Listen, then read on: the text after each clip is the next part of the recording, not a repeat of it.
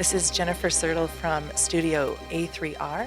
The first thing I want to do is thank Anthony Molina for our wonderful opening music, which is great. And as you know, Studio A3R is about 4 questions. Where have you been? Where are you going? What have you learned? And what is required? And before we invite our guest, Scott, I want to know what's been going on in your world. Well, I guess just working really hard and trying to answer your 4 questions. That's oh my gosh. Do you need some Excedrin or some Tylenol? Because that's really crazy. Can you share with me the name of maybe 1 or 2 of the new people that you're doing podcasts for? Because I love seeing all the growth that you're doing. So they haven't, so one of the podcasts we're doing is called Distractions with Todd Youngman. He is in charge of marketing at Comedy at the Carlson here in Rochester. It's one of the nicest comedy clubs. And there's a problem with New York State has decided to stop comedy clubs and strip clubs. Now, the strip clubs, I don't have a problem with them stopping, but the comedy clubs, why can't there be comedy? So there's this push to try to petition the governor to try to get comedy clubs to open up again, and he's at the forefront of that. So he's doing a show here. Wow! And he invites on a lot of comics and comedy writers and stuff, and that's a whole lot of fun. Wow! A couple other shows are unnamed at the moment, but they're in the early stages. That's so great. As many of you may not know, we're actually in Rochester, New York, and Rochester is where the Carlson Stromberg radio was mass produced. And I always think of the Carlson Stromberg radio as being the very first audio internet. It brought everyone together over a single vibe, a phone vibration. And it's super fun to have you talk about comedy at the Carlson. It's super fun to be here at ROC Vox. Wow, without further ado, we are really talk about resilient and committed. I have the guest, Josie Gibson from Australia, is here today. It is 2 a.m. in Australia, and when I invited her to be a guest, she said nothing about the time.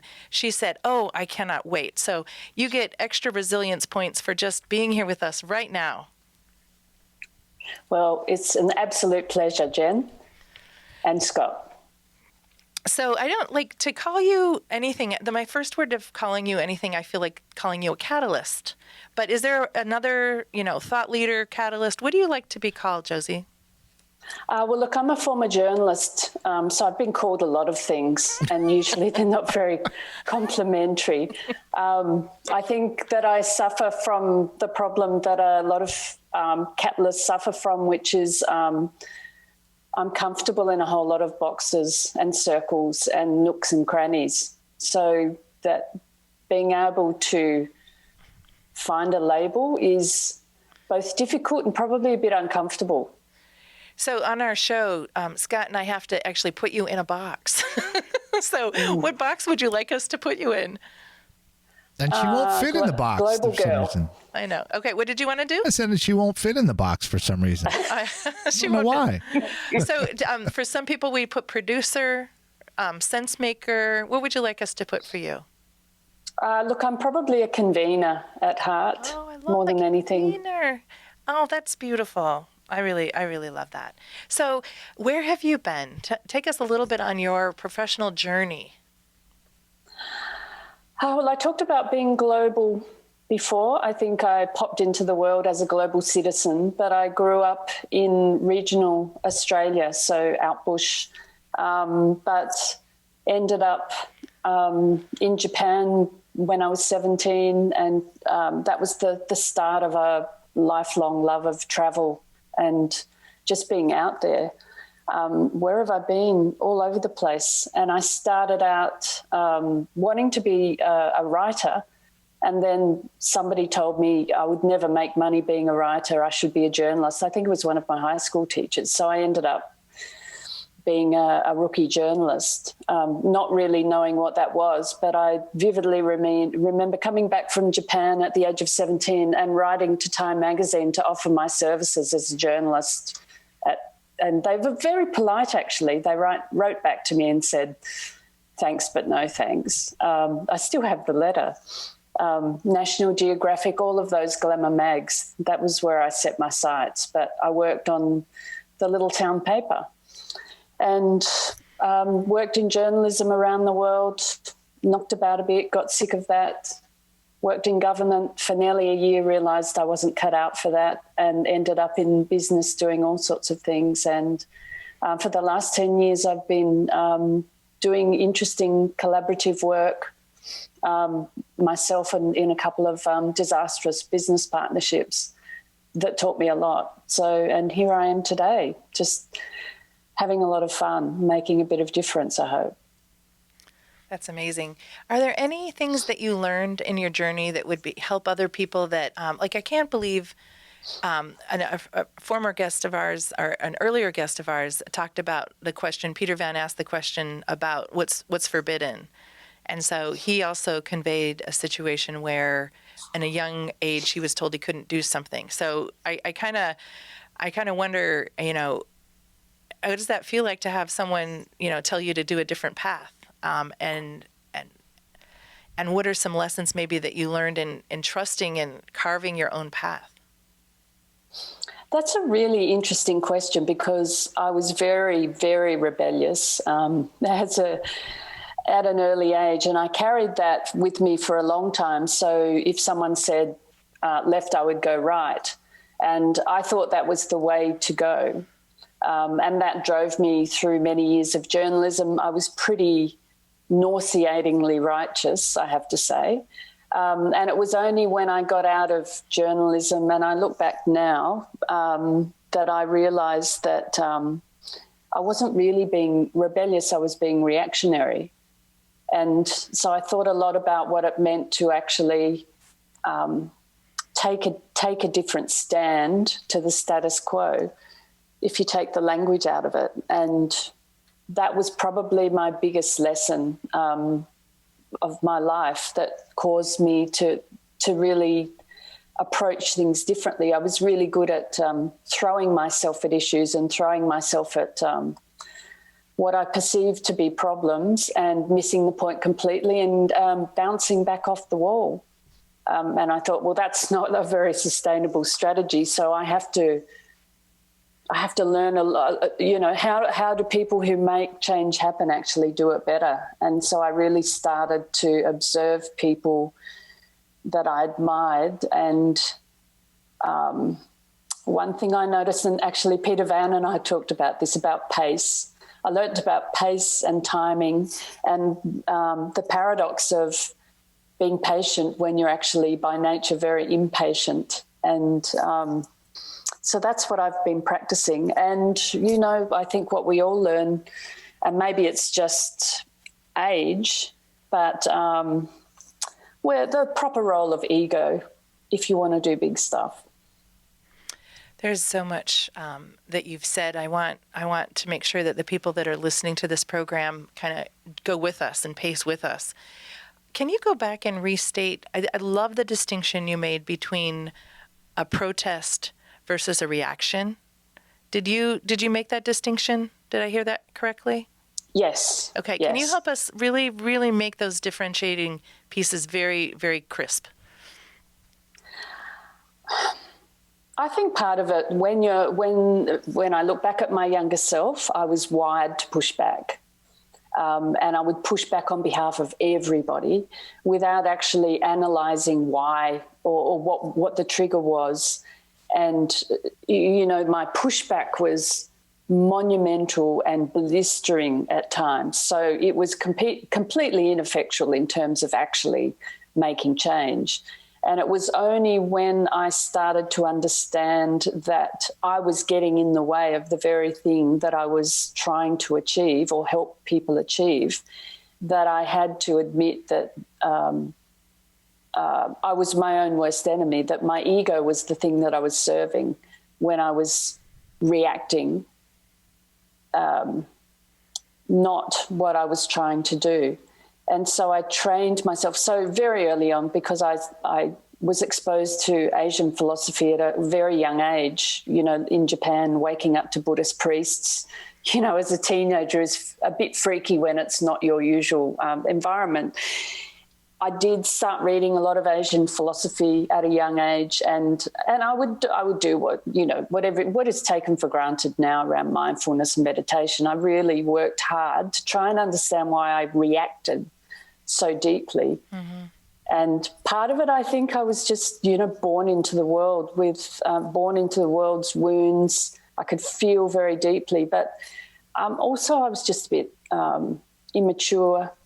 I didn't really understand myself. And, somebody gave me some good advice years ago about, when you really feel that push to go out and up, you've got to go inside. And the more I did that, that worked for me. Wow. It's a work in progress. It is a work in progress. So what you, when I met you the first time, it was through Corporate Rebels. And so now that you had the wisdom of a proper protest, meaning there was something, what in Corporate Rebels were you standing for?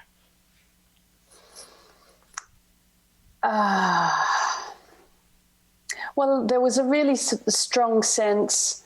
So we're talking, nearly 10 years ago, really strong sense of people not being heard, of inequities in the system, of a very brutal, fragile system. But even then, 10 years ago, I was still the self-appointed voice of other people. And so I was still probably a little convinced that I could help fix things. So I was attracted. I went through a period where I looked at a whole lot of global collaborative endeavours, trying to find the one. So it was a bit like very slow speed dating for, the tool that was going to fix the world. And one by one, I would go through the social technologies. I would hang out with, different tribes. I would sit at the feet of people I thought had it all worked out. And then I'd go, yeah, nah, and off I'd go. So it was a journey looking for something outward, something discrete, which was way too fuzzy, and, it is always driven from within. So where is the within taking you today? Where are you going? Well, that's a bit of it's the paradox, isn't it, of the pandemic. I feel more global than ever. I'm going back to my roots, back to when I was a kid, when I dreamt of the world, when I was in love with space and the stars. So I feel more connected to the world than I ever have. And I'm talking to you, I'm talking to Peter, I'm talking to people around the world nearly every day, and feeling the connection in a way that I would love to have felt 20 years ago, 30 years ago, because when I look back, I was so isolated in the pain that I felt on behalf of people and my own pain. And now I don't feel the pain. I feel supported, and I feel like I'm able to support other people in a different way, in a better way. Because of that sense of interconnection. So I can see how you really are a good convener, because you invite. Some people are polarizing, and they kind of create a debate, and you're just so easy, easy to work with, easy to speak with. I can see a lot of good things flowing to you. You've touched on something that I thought was a terrible weakness for a long time. And, I've had a couple of very tough teachers over the last 10 or 15 years who saw that easiness as a weakness.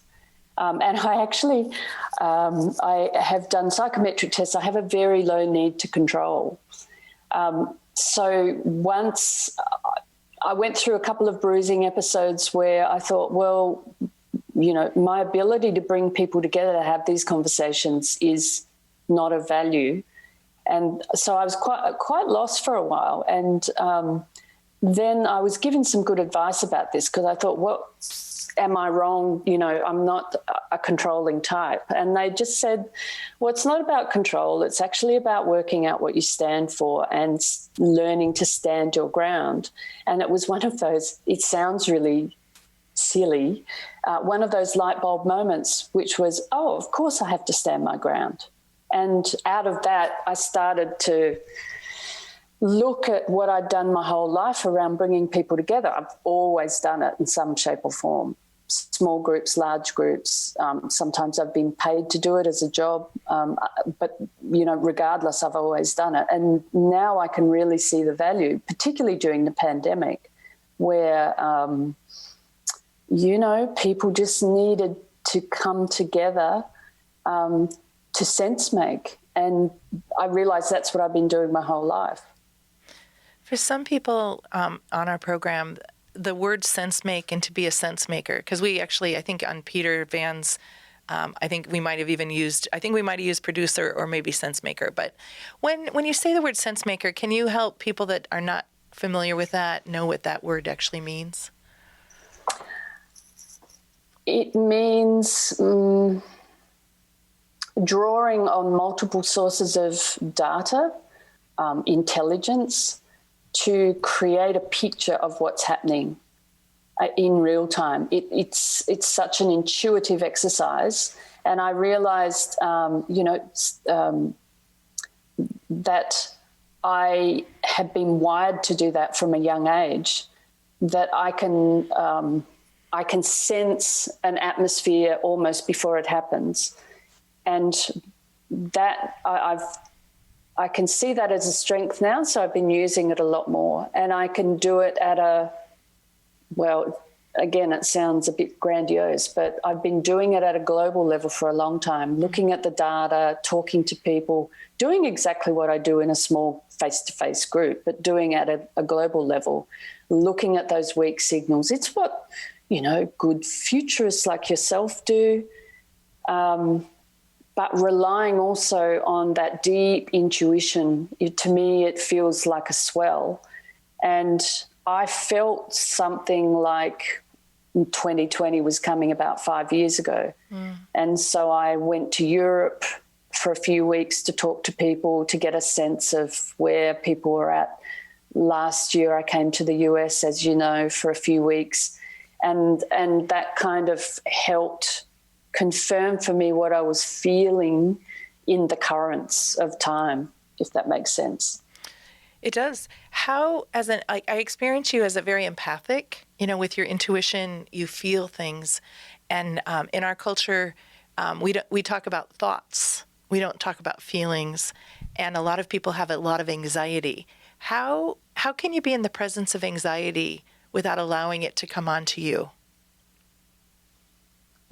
That's a really good question, which I've really made a concerted effort to work on the last couple of years in particular, because I was tired a lot. And like anything, you have to have boundaries. But again, talking to someone, they said, what you're actually feeling is not you. You are like a weather vane. And again, that was one of those blinding insights that I think back to childhood and think, look, it doesn't mean that there's something wrong with me.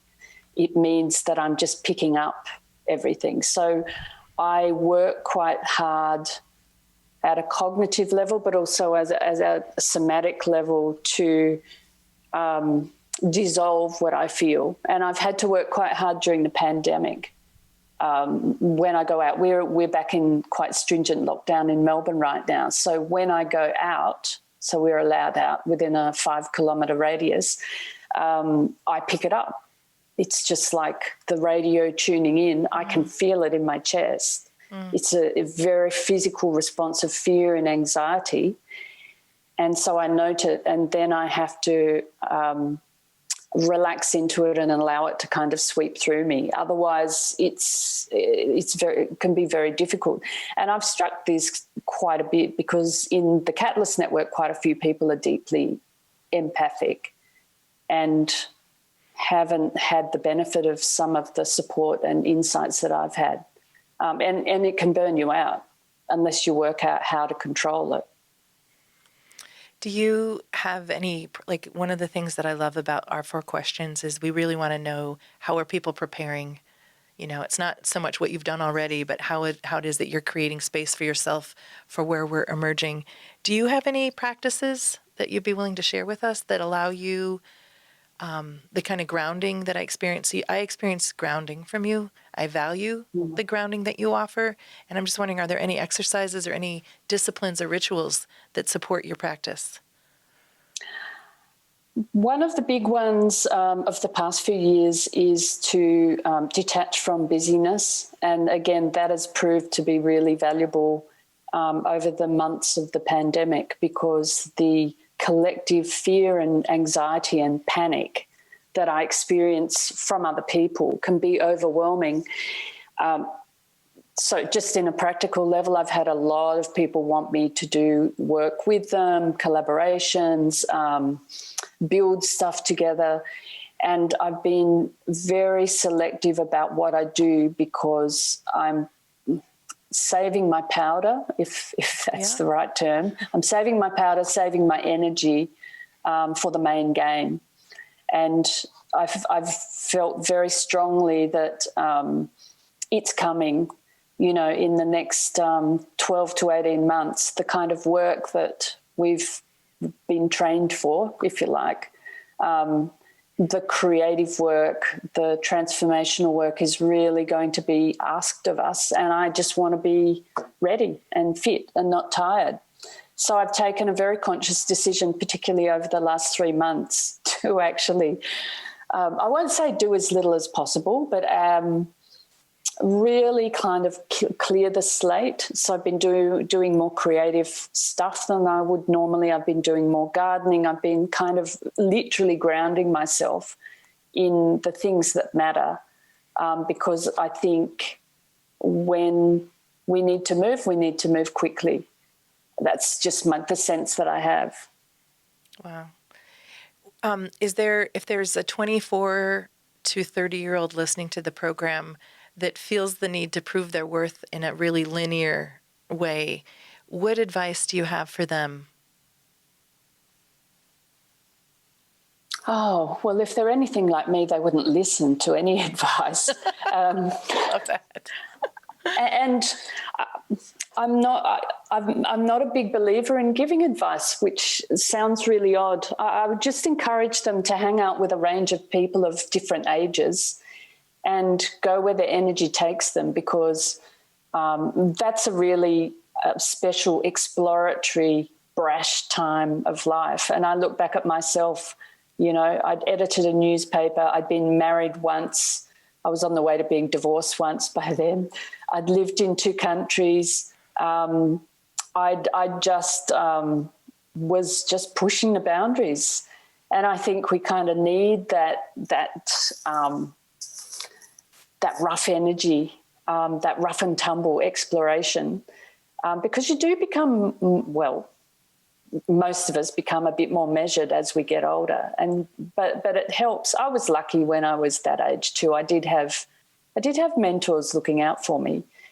I didn't often listen to them. I sort of listened in retrospect, but I had people who had my back.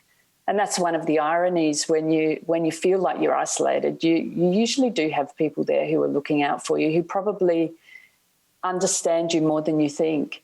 But part of feeling isolated at that age is it just makes you go out into the world. So it's a gift.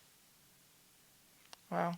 Look, a couple of times you've referred to advice that you've been given. So it's kind of interesting to hear you kind of say that you wouldn't listen to advice, but apparently you have listened to advice. And you've had some great, so maybe what you hear just takes a long time to process, but then it never goes away, Very interesting. Are you having to change? Like, it sounds like this has been, you are becoming more your authentic self. That's what I'm hearing. I've always experienced you as very authentic and has been very natural, although I'm a control freak. And, so it's always kind of this tension of, don't you need more structure? And you're like, no, I don't. And I'm like, okay. So is there anything that you're having to change in order to prepare for the game, the big game, as you called it? That's a really good question. I think I'm having to be, back to your point about structure, I'm having to be a little bit more concrete than I have been in the past.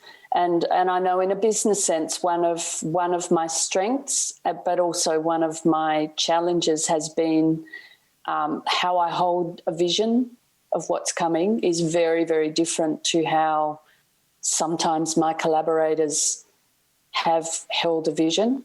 I can hold something that's very big and very fuzzy, and that's fine for me. It's very foggy, and I trust my instincts about that. But I realised that in order to, A, enable some action, and B, enable people to actually gravitate towards what I'm gravitating towards, there needs to be more tangibility around it. Mm-hmm. So whether it's different kinds of language and projects, I've always been loath to put ideas in other people's heads. You know, I really love the creative process where something emerges from within people. But the reality is that right now we've been bereft of visions of any sort for a long time. And maybe it is up to people like you and me and Peter and many others to kind of start to put some language out there and some pictures that have coherence, even though they come from different people. We know that we're all heading in a similar direction. So that's probably the main thing. So interesting, because while you were speaking, I actually felt like I was in a jungle, and some people that we know are in front of us with big machetes. Or what are those? Scott, help me out. What are those big knives called that cut down things? Okay. So, yes. Okay. Scythes. Yes. Scythes. You know. So thank you. It's cutting down limbs so that you can walk. And that person's getting the cobwebs and a lot of things hitting them in the face, which is perfectly fine because we are behind them, but we're ahead of many people. And that in order to move on the path has to be worn down. And so as by the way, this is raw. I'm just experiencing it talking to you. I literally felt like I was in a jungle, and I felt like, oh, thank goodness Josie's here because she can help us wear down the path so that more people can walk this path. Is that fair in any way? Yeah, absolutely. Yeah. Well, there's the term Pathfinder, which again, I'm just those sort of labels scare me a bit. But when I was a journalist, I would interview people about things. For example, the breakup of the Soviet Union. I remember that as a story years before they happened. Wow. I just was talking to political scientists about what ifs, about wars being fought over water, so being down the path, seeing where the path's heading, it's a blessing and a curse. And I used to wish that I could be like everybody else and not preoccupied by it. But now I've come to realise that that's kind of what I'm here for, and I'm more comfortable about it. And I'm actually pretty good in the garden, by the way, you know. Nice. With that, chopping stuff down. You're like, okay, Jen, I'm actually up front to cutting things down, get out of the way. I love that. You had mentioned earlier the word weak signal. Can you explain what is a weak signal? Weak signals are things that I pick up, just almost fractal fragments of an idea or a comment or a sense of something, and it adds to a body of something that I already have bubbling away to create a picture of what is coming. So it's way beyond the horizon. Mm-hmm. But I'm super sensitive to language and data. I read widely, you know, not that I retain much of it, but I just pick out those weak signals and kind of make a picture of what I think is emerging. And yeah, I you know, many people saw a reset coming in some shape or form. So many of us are attuned to looking for weak signals, and I would think that in a professional sense, that should be something that people are really interested in developing as a skill, because that then enables you to adapt. To me, that's one of the keys of adaptability. in any sort of role. Doesn't matter what you do. Wow. And are there any signals you can name for us? Or is that beyond? Do you know me? I'm realizing how linear thinking I am. I'm like, okay, well, give us a signal. Because you've been ahead of the curve and we're in something that was 5 years behind. I'm wanting to make sure I know what to prepare for myself. Well, look, this is where I put my Pollyanna hat on. I've been feeling this for a long, long time, that we are moving into a new renaissance. And, there was a big research project that was done out of Oxford Martin School about that. And they published a book, about the new renaissance about 5 years ago, Chris Kutana and Ian Golden, I think it is. And I read that book and I thought, well, I knew that. You look at the signs, yeah. It's coming. I read a lot of history, and it just makes sense to me that we've come through very, very dark times. The persecution, the devaluing of humanity, despotism. The mix is not unfamiliar to us. The technology. Yeah, it's 21st century, but, depending on your era, there was probably some sort of technological advantage.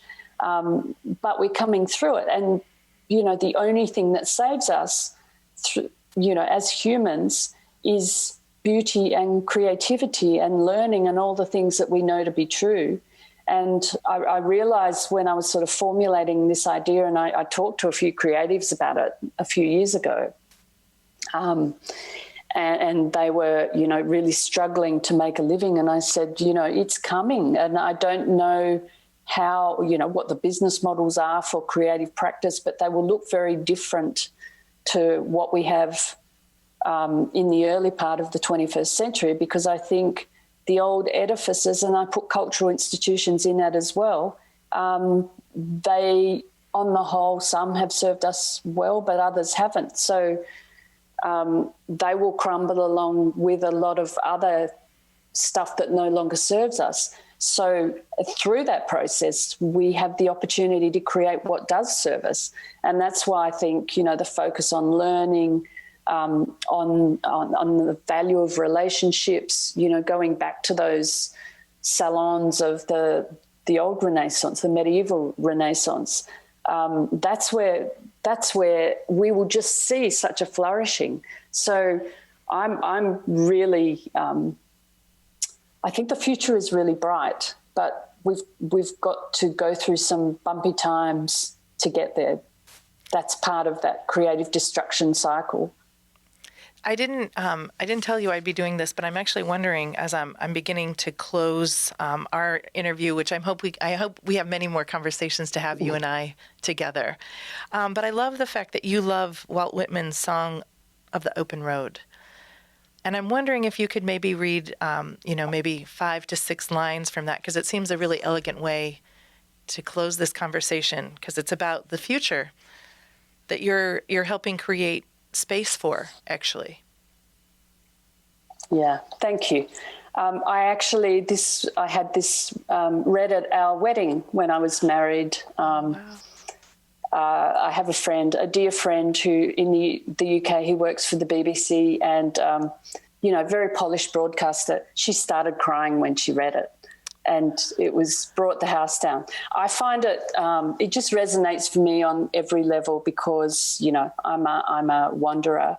But the lines, you are permitted to receive it but a little while.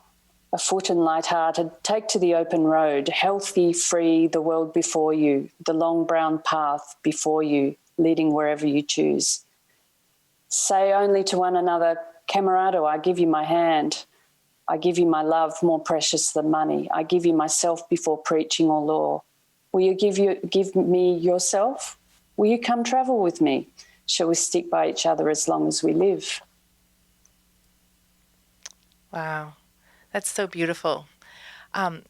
Josie Gibson, catalyst, convener. What a wonderful guest you've been on Studio A3R. I want to thank Scott Fitzgerald for this wonderful space at ROC Vox, and thank you, our listeners, for helping us learn about how to prepare for the emerging future. Thank you all.